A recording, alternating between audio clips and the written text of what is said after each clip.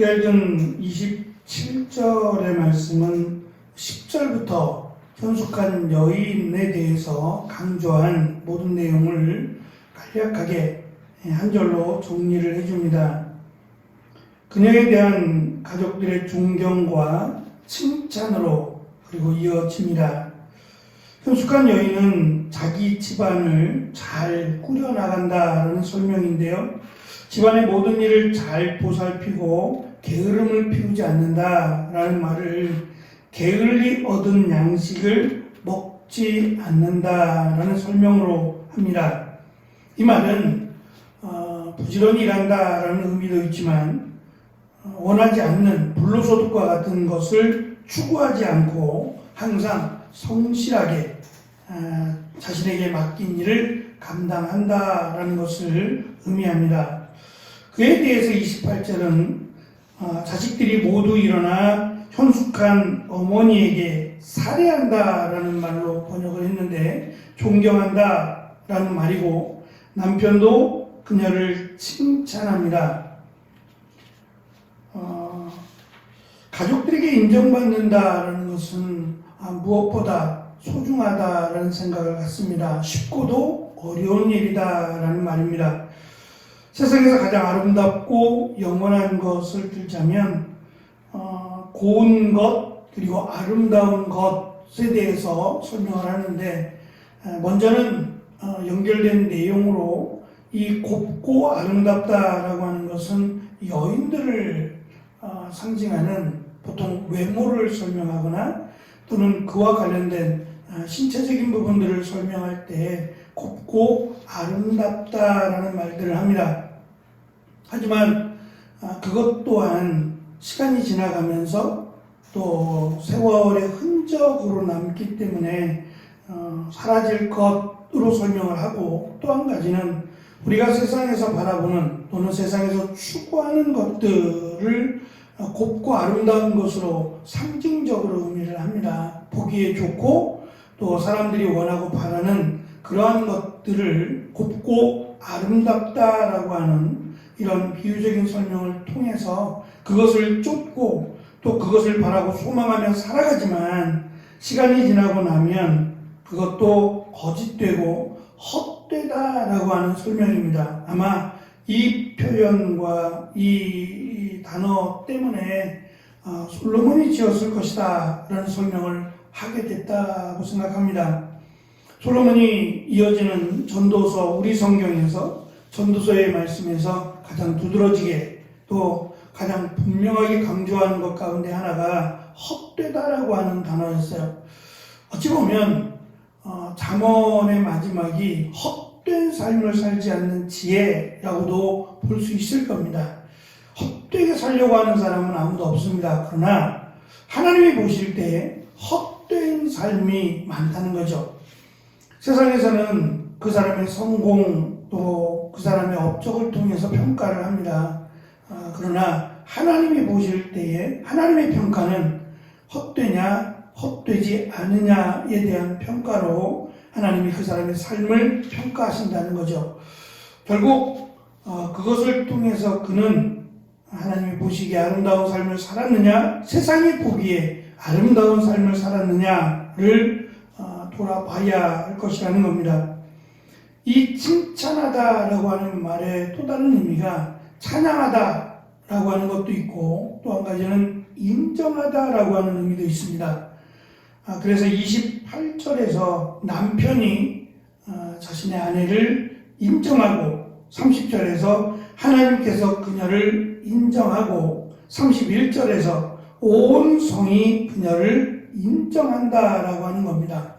하나님이 보시기에 헛되지 않는 그리고 지혜로운 삶을 살았다고 가까이 있는 남편이 그리고 또 하나님께서 함께 살고 있는 온 성의 사람들이 그녀를 칭찬하고 인정한다라고 하는 말입니다.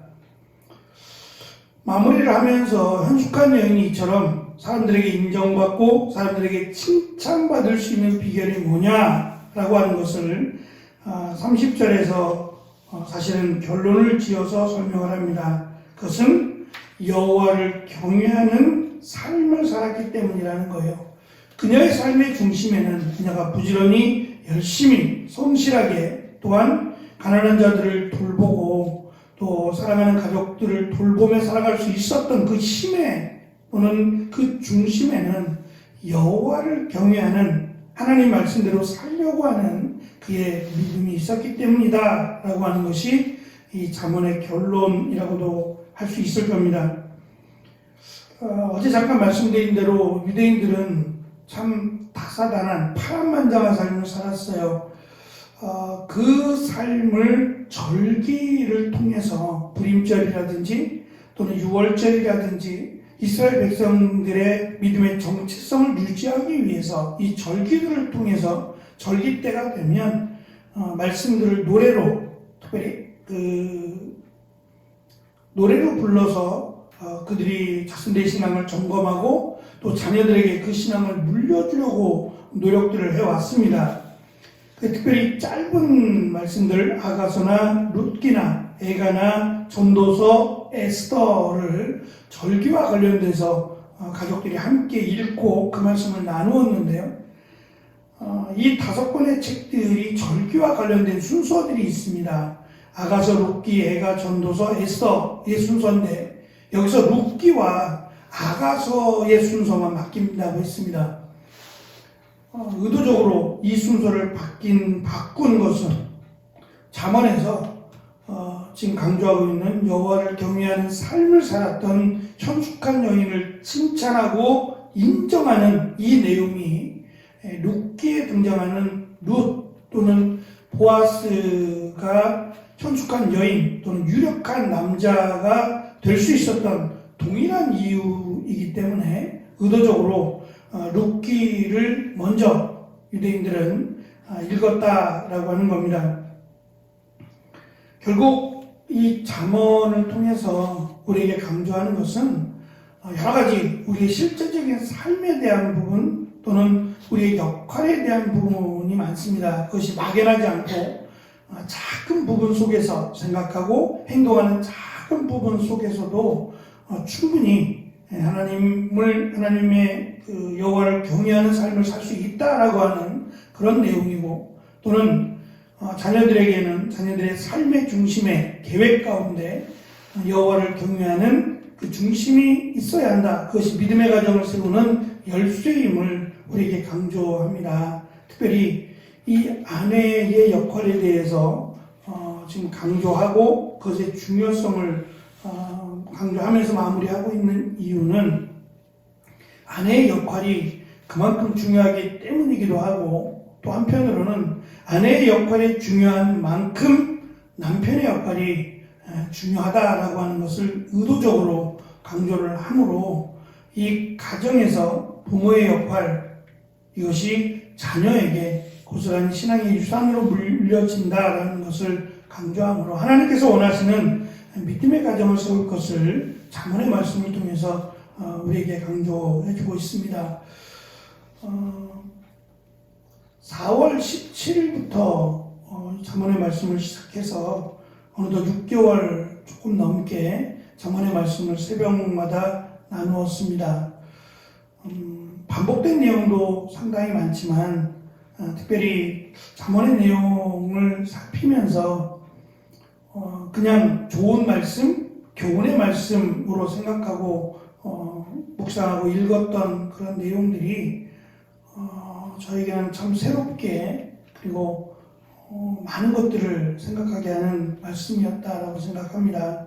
저뿐만이 아니라 함께 말씀의 은혜를 나누었던 모두에게 아마 동일한 그런 은혜가 있을 줄 생각합니다. 어쨌든 우리의 가정들이 또 우리의 교회와 지역사회가 믿음으로 세워지고 그 중심에 하나님을 경외하는 그 믿음으로 하나님을 기쁘시게 하며 살아가는 귀하고 복된 저와 여러분이 또 가정이 되어지기를 축원합니다. 기도하겠습니다.